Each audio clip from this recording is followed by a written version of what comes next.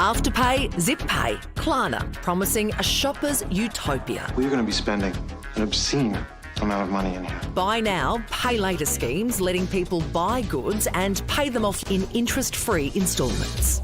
Boy, have we bought in, with 7 million buy now, pay later accounts racking up $16 billion of debt over the last financial year. That's a 37% jump on the year before. Over the last 5 years, the buy now, pay later industry has seen extraordinary growth. I think most Australians, however, would be surprised to know that it wasn't regulated as a consumer credit product. But that's about to change. The government today announcing the industry will have to comply with the Credit Act to stop borrowers making a big mistake.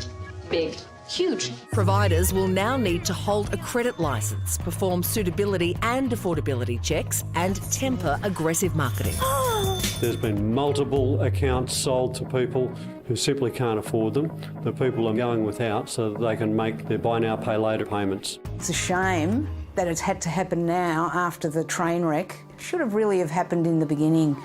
60-year-old pensioner Edie Spina knows just how easy it is to get sucked into the debt spiral. I started off doing very elaborate Woolworths shops, and then it became, gee, I wouldn't mind some perfume at Myers, and I wouldn't mind this, and I wouldn't mind that. And those things, of course, aren't something that someone on a pension can buy regularly. But Afterpay allowed that and allowed me to feel, you feel like everybody else for that moment.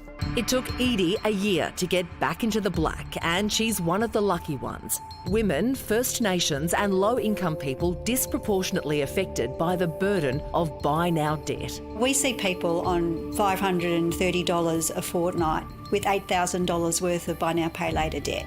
We see people with $20,000 or $30,000 of credit card debt with $10,000 of buy now, pay later debt. So will these changes be enough to stop more Aussies suffering pay later pain?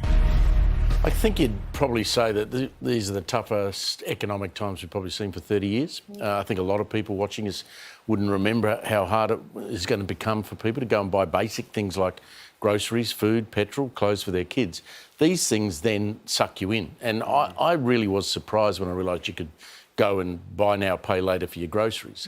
What a great temptation. I mean, if you've got 4 children and you go down to the supermarket and you put your debit card in and the cashier says, I'm sorry, you haven't got enough to pay for your groceries, of course you're going to be tempted to do that. And then if you don't pay back on time, you then go down into this spiral. It's very dangerous, I reckon. It's the immediacy of it, right? Yep. Because when it comes to credit cards or schemes like that, it's like you have to physically enter in your details. It takes a little bit of extra time. But when you're signing up to these schemes, if you've got the kids there pricey in the grocery store being like, Mum, why can't I just have this? Why can't we get this today? You're going to do it. And I think the retailers have got to realise their responsibility here. Well, it was interesting when Buy Now, Pay Later was first launched. It was mostly used by under 35s. Yes. And they were kind of saying, we don't want to take on the risk of credit.